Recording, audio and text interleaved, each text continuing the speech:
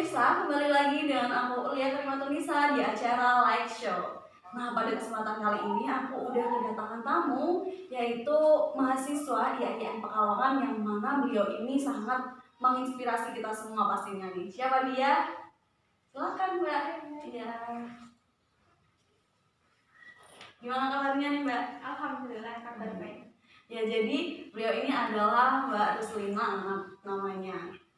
Beliau ini adalah mahasiswa IAIN Pekalongan dari jurusan apa Mbak? Komunikasi penyiaran Islam. Oh iya, semester berapa sekarang? Semester 5. Semester 5. Nah, jadi Mbak kesibukan saat ini apa Mbak? Kesibukannya kerja, tapi kerja di rumah sendiri. Kerja di rumah Jualan. sendiri. Ya. Oh, katanya Mbak juga aktivis organisasi nih Mbak ya? Ya, gitu. Oh iya. Jadi Mbak Ruslina ini selain kuliah juga beliau kerja ya Mbak? Kerja juga aktif dalam organisasi. Gimana nih cara membagi waktunya nih Mbak? Kadang kan susah nih. Aku sendiri aja yang nggak kerja juga bagi waktunya susah kadang gitu Mbak. Jadi Mbak Lina gimana nih buat teman semua biar tahu? Sepinter-pinternya kita, apalagi kan kalau jualan sendiri itu kan nggak ngebatasin waktu kan. Jadi mau hari apa aja kita mau buka ya bisa. Jadi kan bisa lah ngatur waktunya. Oh, buka usaha sendiri ya? Usaha apa nih Mbak? Usaha sosis bakar dan takoyaki. Itu di rumah. Kalau di sini enggak berarti Mbak? Enggak. Oh, iya. Nah, kesibukannya dari kuliah terus Mbak Lina juga kerja juga kan? Terus ikut organisasi juga. Ini membagi waktunya gimana nih Mbak? Ya kan kalau kuliah itu kan hari Senin sampai Kamis nih. Jadi kan masih ada waktu lah. Misal biasanya rapatnya itu kan setiap hari Jumat. Rapat buat organisasinya. Iya. Nggak mungkin kan hari pas kuliah ada rapat itu paling ya kalau ada sesudah kuliah itu. Jadi kan masih ada waktu. Terus misal hari Sabtu akhirnya nggak ada rapat, saya full kerja di rumah jualan. Jualan. Jadi sebisa mungkin dibagi waktunya gitu ya Mbak, biar terlaksana semua. Terus dengar ya Mbak Lina ini penerima beasiswa bidik misi. Apa benar nih Mbak? Ya alhamdulillah. Oh benar juga. Bisa diceritain nggak Mbak ini awalnya kok bisa dapat beasiswa bidik misi? Jadi kan dulu waktu SMA itu kan saya nggak kepikiran mau kuliah ya kan. Nah terus saya itu dapat informasi sama kak kelas waktu SMA. Katanya kan kalau di kuliah itu ada yang namanya beasiswa misi ya. Terus saya kan cari-cari sampai ketiga itu, terus ngisi formulir, mencari berkas-berkasnya ke sana. Terus alhamdulillah dapat lolos. Oh, berarti diurus dari SMA dulu ya.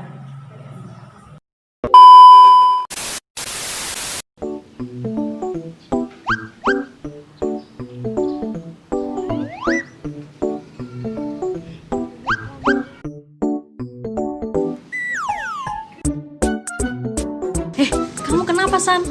Ini nih tugas, resume, makalah, editing, banyak banget. Belum selesai, udah nambah lagi. Pusing. Mendingan kita ngerjain tugas bareng aja sambil dengerin Maharadio. Radio? Apa tuh kok? Aku baru denger.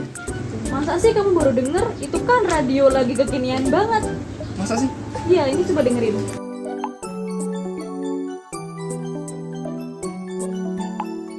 Halo Sobat Maharadio, ketemu lagi bareng Aris. Wah, asik juga ya, itu bisa buat nemenin tugas itu. Iya dong. Ya udah, sini pantau aku sih, sambil dengerin Radio aja. Jangan lupa dengerin Maharadio ya. Radio, radionya mahasiswa.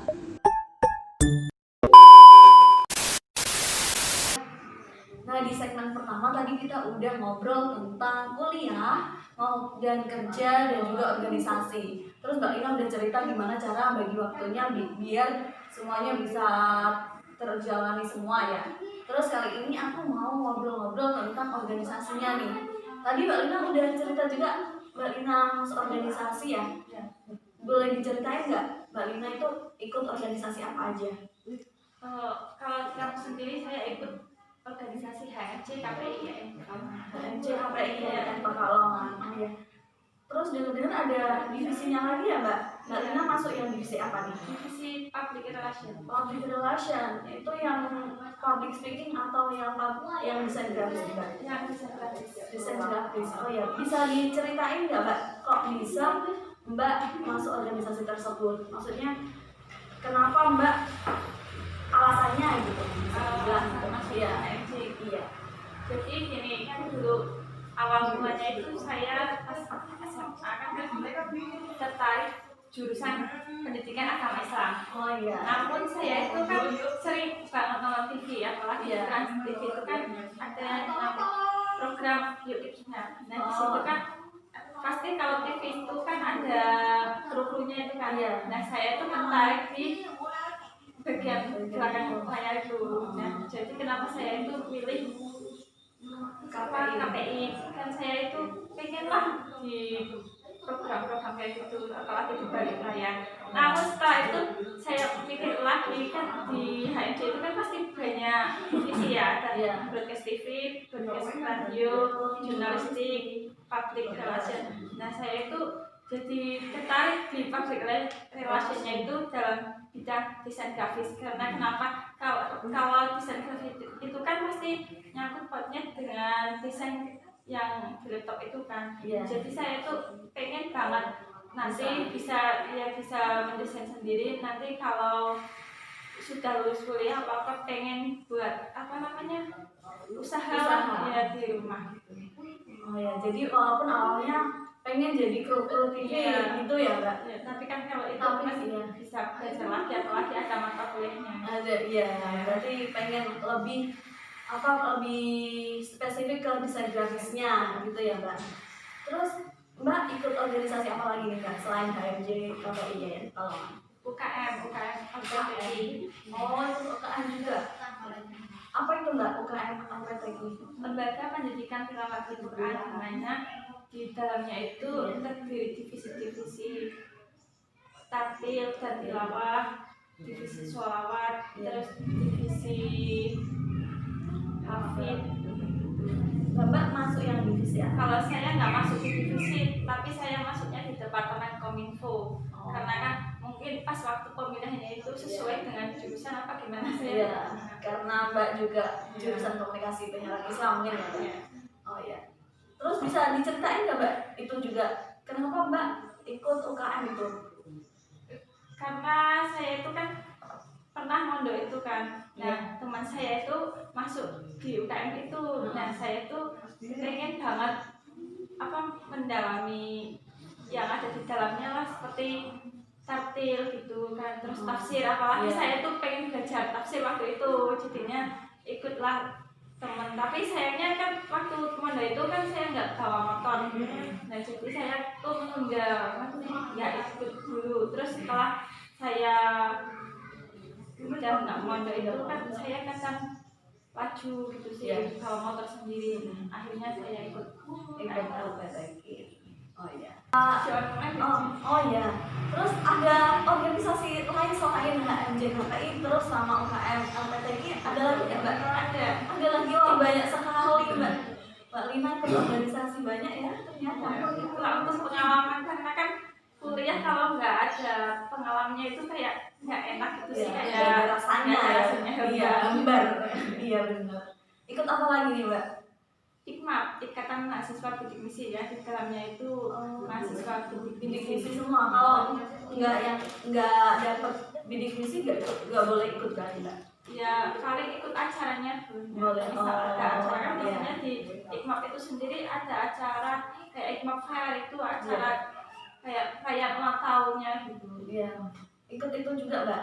Itu karena Mbak dapat beasiswa bidik misi terus Mbak dimasukin ke situ apa tertarik sendiri? Aku mau ikut organisasi itu lah gitu. Apa gimana? Ya, makanya tertarik karena kan sebagai mahasiswa bidik misi kalau pasti bisalah berkontribusi sedikit di organisasinya itu. Oh iya. Terus di bagian apa nih Mbak kalau Kalau di IKMAP sendiri sama seperti UKM LPTI di Kominfo, tapi kalau ini lembaga Kominfo.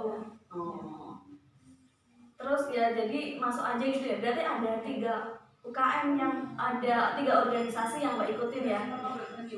Ini gimana Mbak bagi waktunya juga nih? Tadi kan udah cerita Mbak bisa bagi waktu kuliahnya, kerjanya, dan organisasinya. Nah ini buat organisasinya kan Mbak ikut 3 kan ya.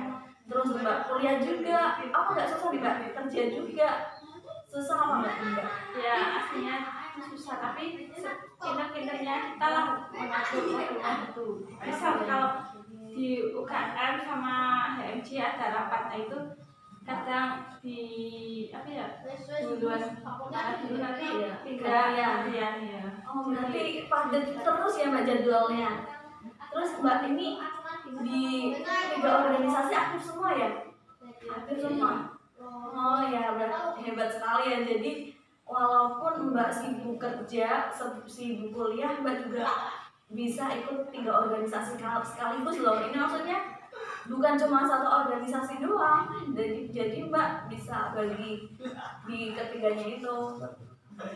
Hebat sih. Apalagi ini kan masih daring ya. Kadang kan kuliah Senin sampai Kamis. Nah, terus biasanya itu kan kegiatan-kegiatan itu Jumat sampai Ahad. Ya, kalau Senin sampai Kamis itu kan di rumah tuh bisa disambi kerja gitu ya. Terus nanti Jumat sampai Ahadnya itu ke Pekalongan untuk itu kalau organisasinya. Oh, berarti ya bisa terlaksana semua ya. Waktu kuliah saat Senin sampai Kamis Mbak juga disambi gitu ya, bisa bilang itu sama kerja, jualan. Oh, iya. Oke pemirsa, kita di segmen kali ini kita udah ngobrol tentang organisasi dari Mbak Lina sendiri.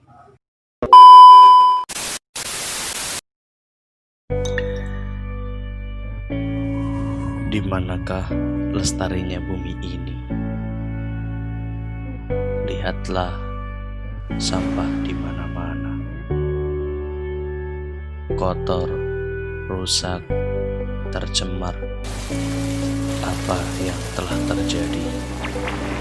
Jadi kali ini disebabkan oleh perilaku Awal dari masyarakat yang membuang membuang sampah sembarangan, kesehatan masyarakat semakin lingkungan menurun. yang kumuh berpotensi menjadi sarang nyamuk Aedes aegypti penyebab demam berdarah. Masihkah kita akan tetap diam? Tidak. Sekarang saatnya kita menuju perubahan yang lebih baik. Mari melangkah. Mulai dari satu hal yang paling mudah untuk merawat alam ini. Bukan hanya untuk kita, namun untuk rumah kita. Tempat yang paling nyaman di muka bumi ini.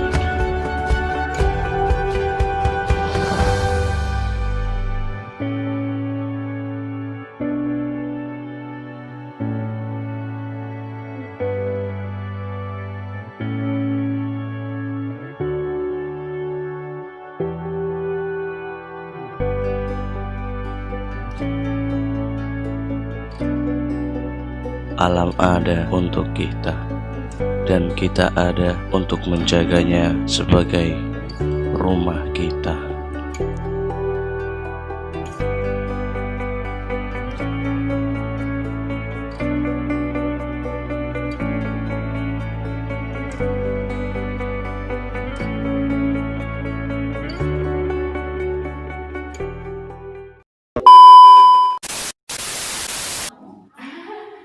Nah pemirsa, tadi kita udah ngobrol-ngobrol tentang kuliah, terus kerja maupun organisasi dari Mbak Lina yang pastinya menginspirasi kita semua. Terus Mbak Lina juga udah cerita tentang organisasi apa aja yang beliau ikutin.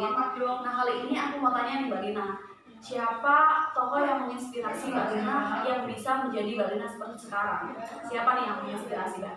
Ya pasti banyak ya, tapi saya itu salah satunya kakak saya sendiri waktu SMA. Dan kakak saya beliau itu ya sama seperti saya, kurang mampu, tapi dia itu semangatnya luar biasa untuk mengejar cita-citanya.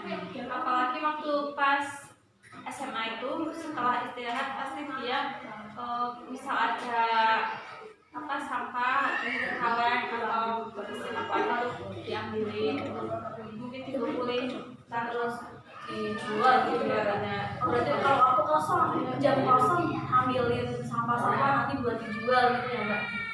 Nah itu kan saya jadi tertarik untuk lanjut kuliah lah ya beliau aja bisa kalau saya saya coba beliau. Yang kedua pastinya keluarga, apalagi keluarga saya itu kan minimal SMP SMA. Saya itu minimal saya itu pengenlah lebih tinggi dari keluarga saya untuk mengangkat derajat keluarga gitu ya. Yang minimal S1 gitu. Apalagi kan bapak saya sudah meninggal, saya itu kan jadinya pengenlah walaupun nggak ada bapak tapi saya itu bisa bagaimana mungkin untuk melanjutkan kuliah. Bisa biar bisa mengangkat derajat keluarga lah ya. Kayak beratnya sangat mulia ya Mbak. Ada tokoh selain kakak kelas Mbak Lina, ada lagi nggak Mbak? Ada siapa? Ada tokoh yang menginspirasi lagi nggak? Ya salah satunya itu si Bapak Khairul Tanjung yang sekarang itu sukses itu kan. Ya. Saya itu juga terinspirasi dengan beliau, kan beliau itu juga orang kurang mampu dulunya ya. Terus karena mungkin ya tekadnya semangatnya bahagia juga ya berprestasi juga, terus beliau sampai sekarang bisa sukses itu ya. Jadi saya itu kan pengen ya mengikutnya ya biar lebih semangat lagi. Mau belia aja bisa, masa aku enggak gitu ya, mungkin enggak gitu. Oh ya. Oke pemirsa, udah lama sekali kita ngobrol-ngobrol. Mungkin ada lagi motivasi buat teman-teman semua, ada nggak Mbak? Motivasi dari Mbak Lina nih buat penonton semuanya. Ya, motivasi saya untuk kalian semua ya tetap semangat, jangan putus asa dan jangan sia-siakan waktu yang diberikan saat ini. Gapailah cita-citamu setinggi langit. Itu motivasi dari Mbak Lina ya teman-teman. Oke, cukup sekian obrolan kita kali ini ya Mbak. Terima kasih banyak loh yang udah datang jauh-jauh dari rumah ke sini. Makasih banyak loh Mbak ya. Iya. Oke pemirsa, terima kasih. Saya Ulia Karimatunisa beserta kru yang bertugas pamit undur diri. Wassalamualaikum warahmatullahi wabarakatuh.